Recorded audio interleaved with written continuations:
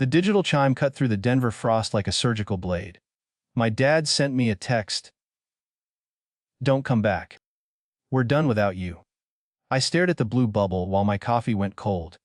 I replied, "Okay," and moved on first. I locked my trust, canceled the house deal, and by morning there were 52 missed calls. Then their lawyer texted, "We have a serious problem." I set my phone face down on the granite. For years I was the family's silent architect. Now, I was a ghost. I logged into the Mitchell Holdings portal with a steady hand. The interface glowed, reflecting in my pupils as I revoked every permission. One click severed the credit line. Another froze the bridge loan for the Summit House project. My father always called me a tool, but he forgot that tools have sharp edges. Without my personal guarantee, their high-stakes development was a hollow shell. I watched the status bars turn from green to a deep, warning red. The family bank accounts were now iron vaults. The silence of my apartment felt heavy and expensive. Outside, the city hummed with people who didn't know the Mitchell empire was bleeding out. My phone buzzed against the table again, a frantic vibration that rattled the ceramic mug. It was Julian, the golden child who whispered poison into our father's ear. I didn't answer. Instead, I pulled up the security feed for the triplex. My father was standing by the curb, his face a mask of confusion. He looked smaller without my shadow to stand in. A new notification appeared from Evan, the family's long-term attorney. He wasn't just worried, he sounded desperate. The text explained that the closing was scheduled for noon. If the funds didn't move, the Mitchells faced a massive breach of contract. They had bet everything on Julian's reckless marketing plan, assuming I would always provide the safety net. I checked my watch and felt a cold ripple of satisfaction. I wasn't just withdrawing my money. I was withdrawing their future. The house deal was dead on the table. Someone pounded on my door at 10 in the morning. I didn't have to look through the peephole to know it was Julian. His voice cracked as he shouted my name through the wood. He sounded like a child who had finally broken his favorite toy. I leaned against the wall, listening to his frantic apologies and hidden threats. He mentioned the family legacy as if I hadn't built every brick of it. Underneath his bravado, I heard the sharp, jagged edge of real panic. He knew the audit was coming next. I finally picked up my bag and headed for the garage. My phone displayed a final message from my father, stripped of all its previous arrogance. He wasn't demanding anymore. He was asking for a meeting at the house. I checked the dashboard clock as the engine roared to life in the dim light. I had already drafted the resignation papers and the mandatory buy-out notice. They wanted a life without me, and I was going to give it to them. The price of my exit would cost them everything they owned. I drove through the slush of downtown Denver toward the family office.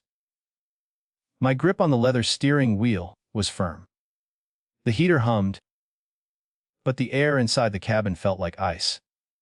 I pulled into my reserved spot and saw Evan standing by the glass doors. He looked older in the harsh morning light. His suit was wrinkled, and his hands were shaking.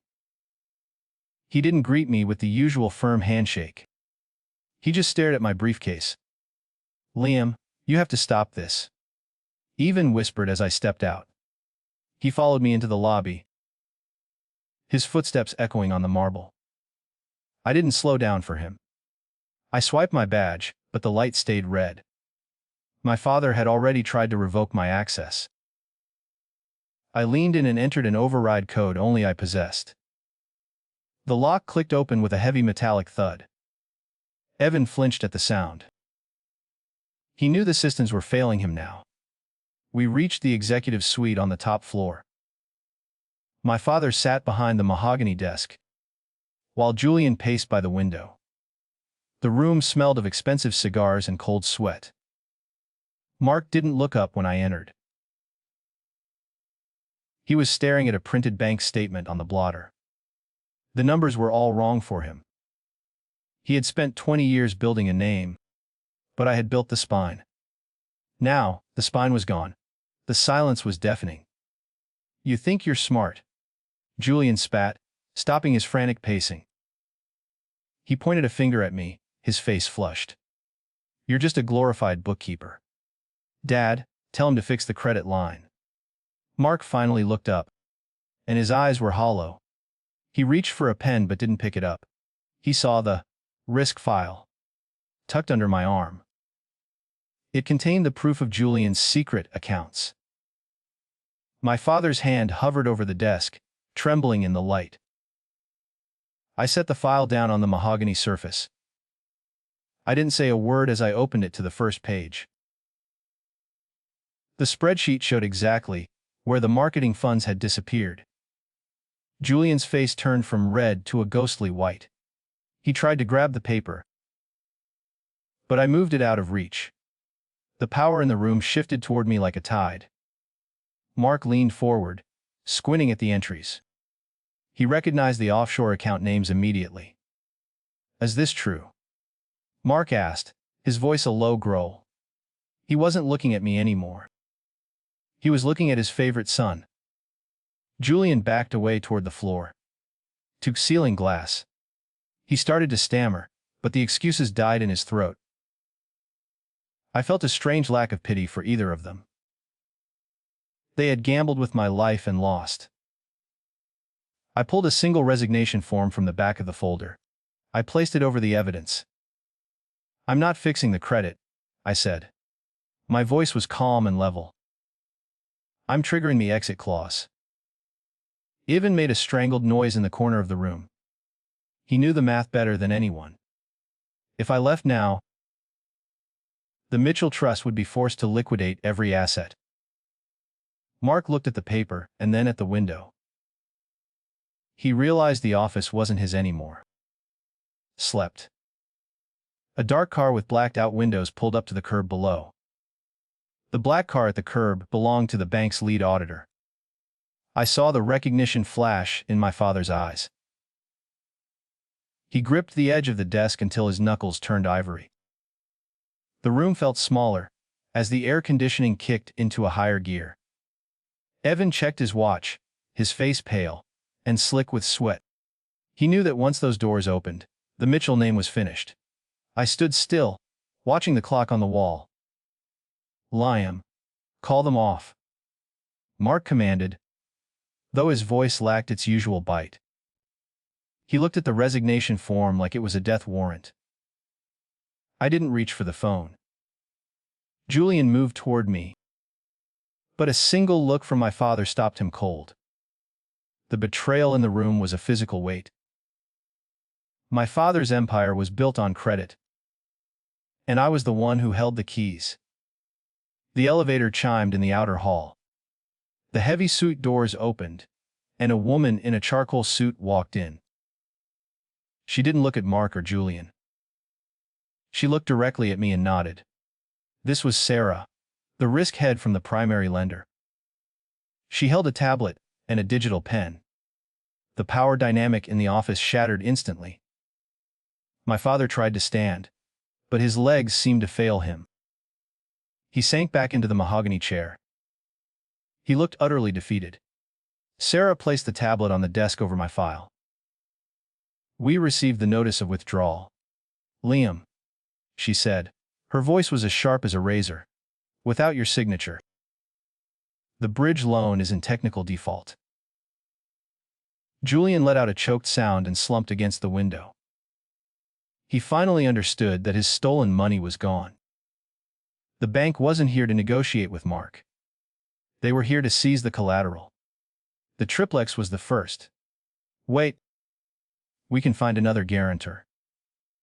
Mark stammered, his eyes darting to Evan.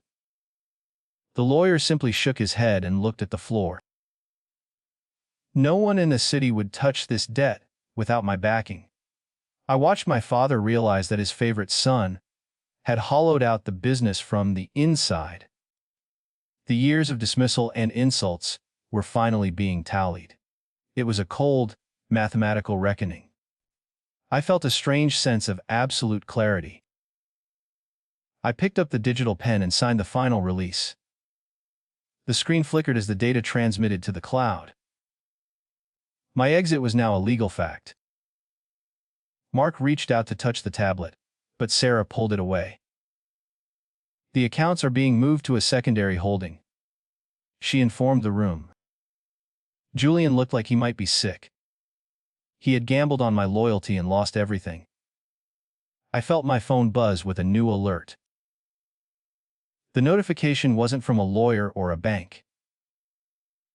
It was a private message from my mother. She had just seen the alerts on her personal tablet at home. She wrote 3 words. "What have you done?" I stared at the screen, feeling the final tether snap.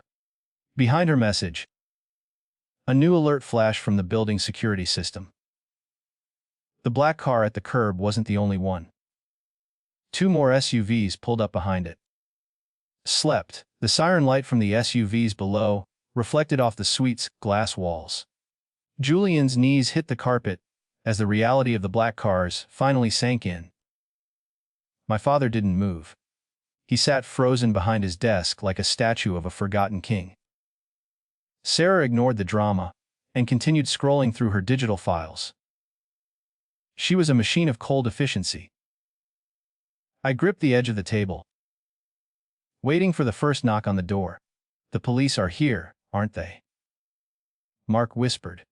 He finally looked at me, but his eyes were searching for a son who no longer existed. I didn't answer him. I didn't need to. The elevator dived toward the lobby once more. Evan grabbed his briefcase and moved toward the side exit. He was a rat looking for a hole. He knew that Julian's fake accounts were more than just a family secret. They were evidence of grand larceny. Julian scrambled toward me, his expensive shoes sliding on the hardwood.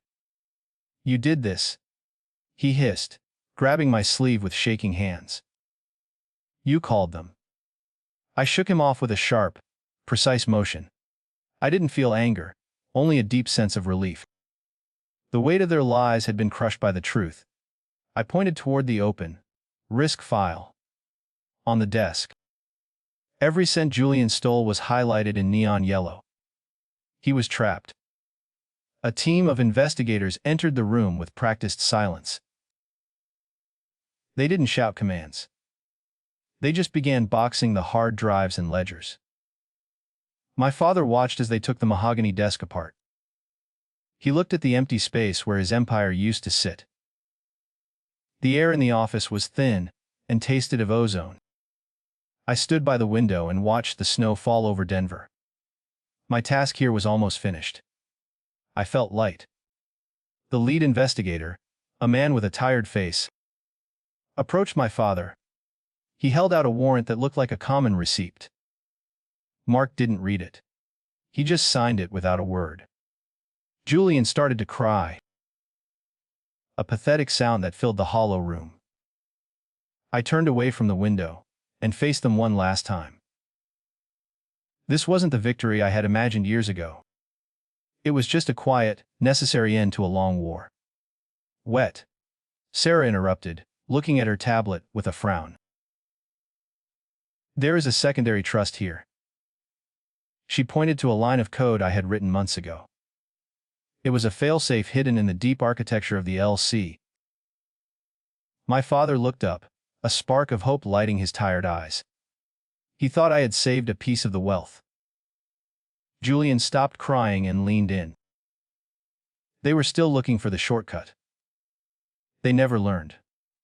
I took the tablet from Sarah and deleted the entry. The hidden trust vanished into a string of zeros and ones. It was the money I had set aside for my own exit. It was my freedom, not theirs. My father's hope died as quickly as it had appeared. The investigator put his hand on Julian's shoulder. The handcuffs clicked shut, with a sound that felt like a period. My mother's second text arrived. She was at the front gate. I walked toward the elevators, leaving the wreckage of the executive suit behind. The lobby doors hissed open, and my mother stood there. She looked fragile against the backdrop of police cruisers and falling snow. Her eyes were red, but her face was set in a mask of cold fury. She didn't look at Julian as the officers led him past her in cuffs. She looked only at me. Her silence was a heavy, suffocating weight.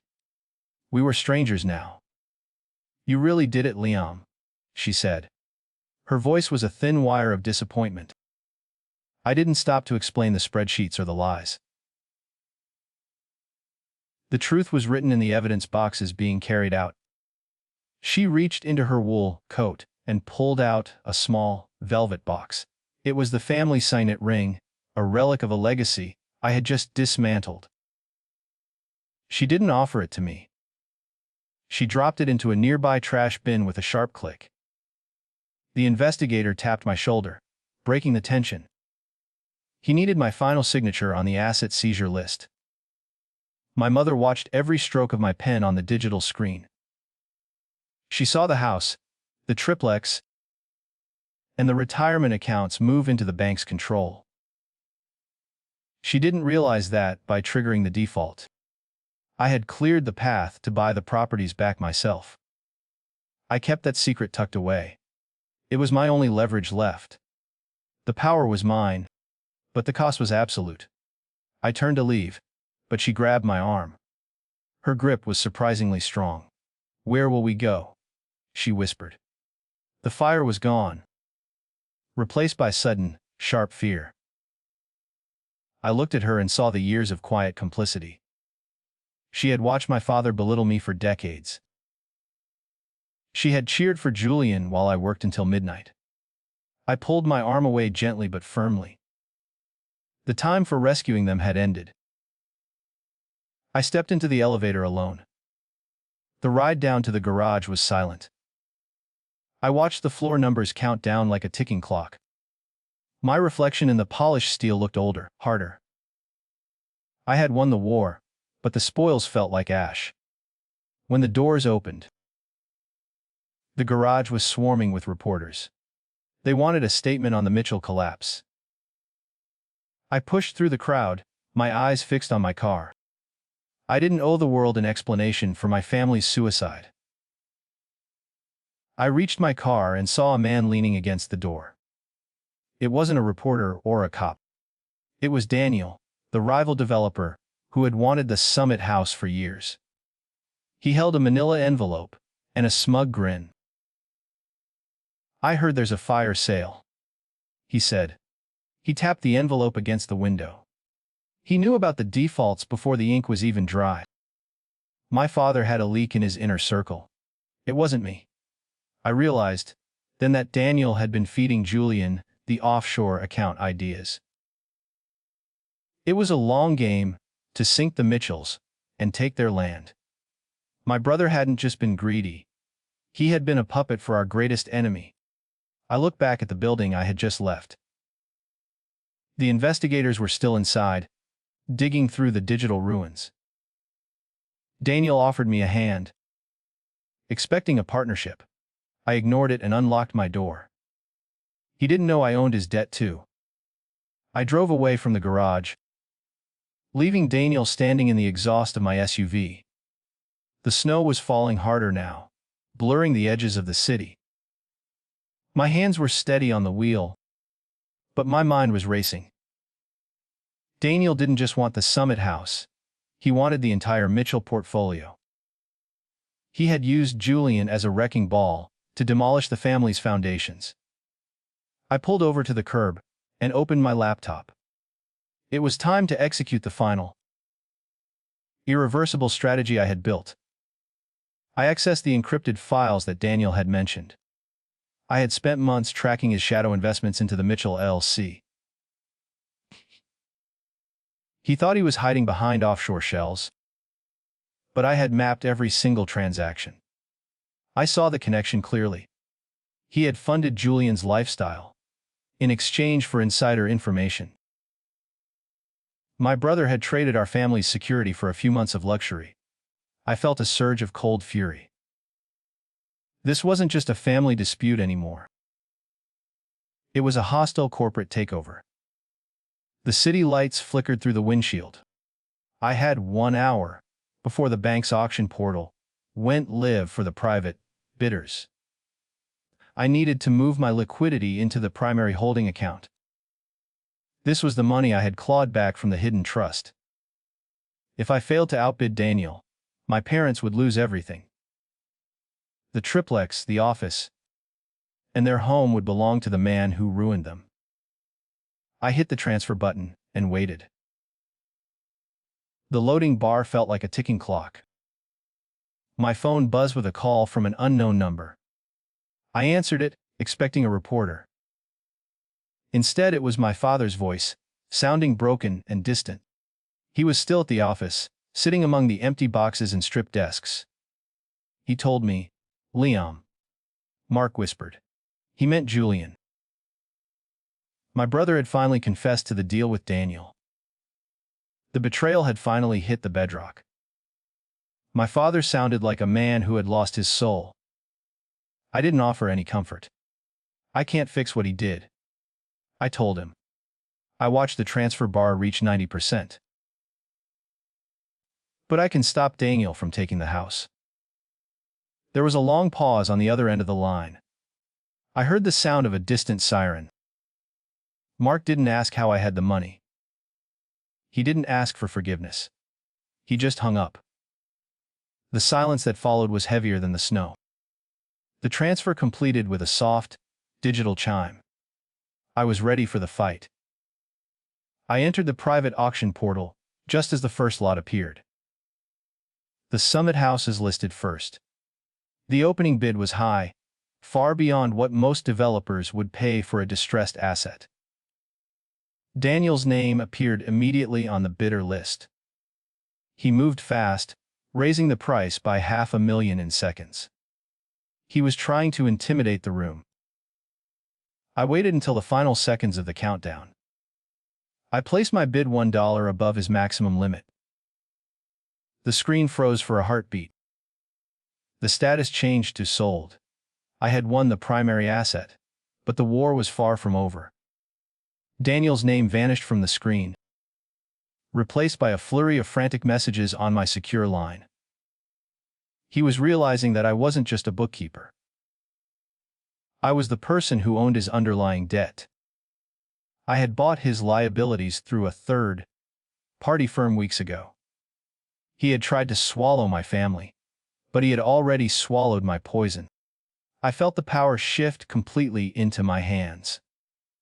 I drove toward the triplex, the place where my parents were currently being processed for eviction.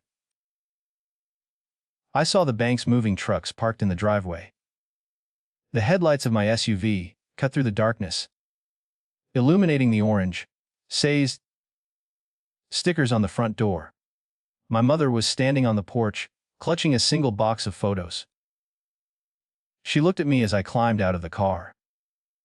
She didn't know I was the new owner. She just saw the son who had let the police in. "You have to leave, Mom," I said, walking up the salt-stained steps. I held a digital tablet with the new deed on the screen.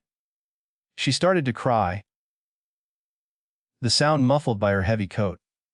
I showed her the document, but she didn't understand the legal jargon. She only saw my name at the top. I explained that they weren't going to a shelter. They were staying here as my tenants. It was an irreversible decision. They would live under my rules or not at all. Her tears stopped as she realized the terms of her survival. I wasn't giving the house back to the family. I was keeping it for myself and letting them inhabit it. It was the ultimate boundary. As I turned to leave, a black sedan pulled into the driveway. It wasn't Daniel or the police. It was Julian, appearing like a ghost in the snow. He wasn't in handcuffs anymore.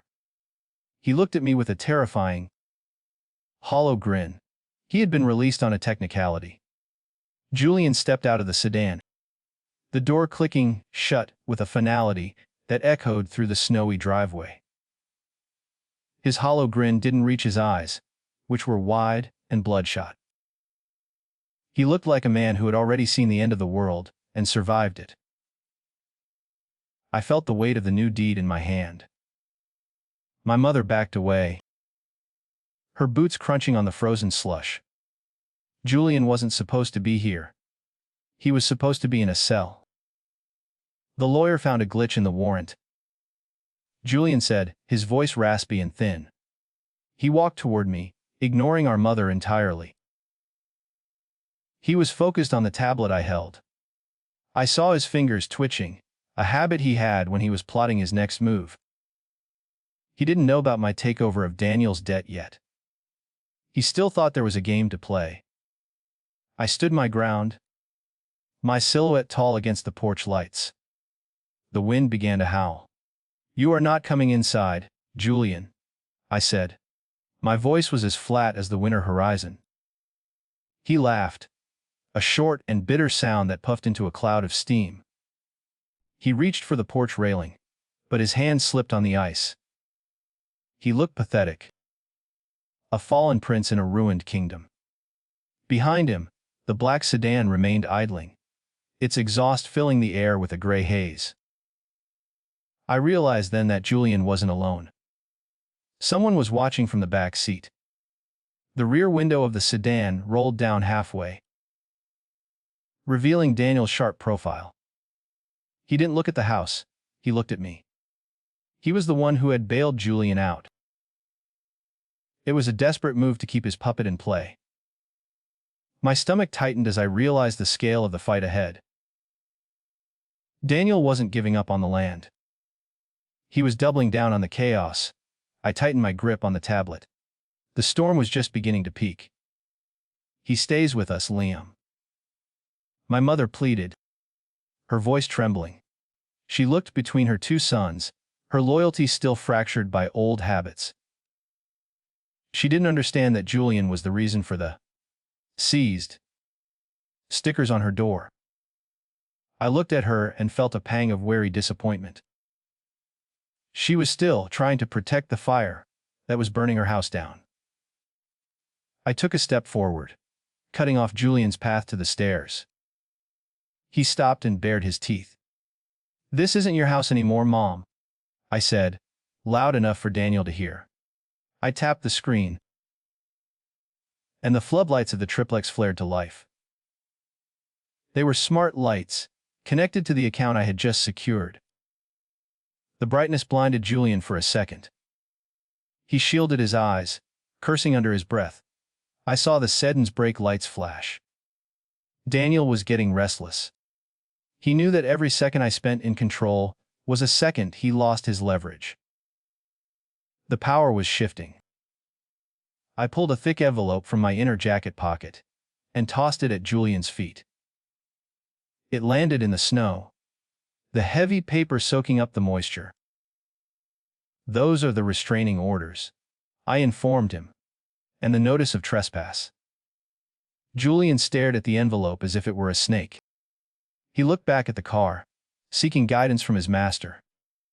Daniel stayed silent. The puppet was finally realizing that the strings had been cut by a sharper blade. Julian reached down and snatched the envelope, ripping it open with frantic movements. His eyes scanned the legal text, his face turning a dark, bruised shade of purple. He realized a restraining order wasn't just for the house. It covered the office, the sites, and the bank branches. I had legally erased him from the Mitchell footprint. He was a ghost in his own city. He looked up, the hollow grin replaced by a mask of pure, unadulterated hatred. He lunged at me. I didn't move. I didn't have to. Two private security guards I had hired earlier stepped out from the shadows of the garage. They didn't say a word. They just placed themselves between me and my brother. Julian stopped mid-stride, his chest heaving. He looked at the guards, then at the idling car, then at me. The reality of his isolation finally broke him. He was a small man with no friends left. The black sedan began to roll slowly backward. Daniel wasn't a wait for a losing battle. He was cutting his losses, leaving Julian behind in the cold. The sedan turned and sped away, its tires spilling on the ice. Julian watched it go, his shoulders slumping. He was truly alone now. My mother turned her back on him and walked into the house, closing the door. I stood on the porch, watching my brother shiver in the dark. I felt nothing but the cold. It was over. I stood on the porch and watched the red taillights of Daniel's car fade into the falling snow. Julian remained frozen in the driveway, clutching the wet legal papers. He looked like a hollowed shell of the brother I once knew. My objective was finally complete. I had reclaimed the assets and secured the boundaries. I reached into my pocket and pulled out the old signet ring I had retrieved from the lobby trash. It felt cold and surprisingly light in my palm. The front door creaked open behind me. My father stepped out, his face pale and his gait unsteady. He didn't look at Julian. He looked at the digital deeds still glowing on my tablet screen. The power dynamic had finalized into a permanent structure. I was no longer the useful tool in his kit. I was the owner of the box itself. He cleared his throat to speak, but the words died in the freezing air. He looked at me with newfound fear. "We have nowhere else to go," Mark whispered, his voice cracking. He gestured to the dark house behind him. I didn't offer a hug or a lie about everything being okay. I simply handed him the keys to the bottom unit. The gold metal glinted under the floodlights. He took them with a trembling hand, realizing the cost of his exile. I had saved his roof, but I had taken his crown.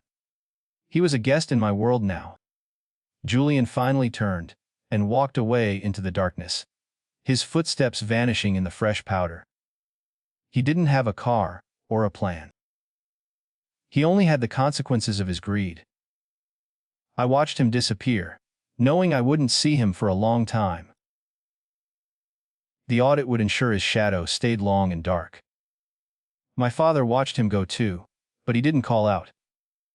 The silence between us was a finished contract. The Mitchell name was just a memory.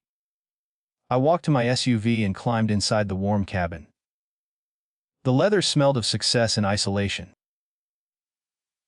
I pulled up my new project file on the dashboard screen. I was the lead architect for the Summit House now. The firm that bought the debt had already sent over the contract. I had transformed the lie of my worthlessness into the truth of my absolute necessity. I checked my messages one last time. There were no more missed calls.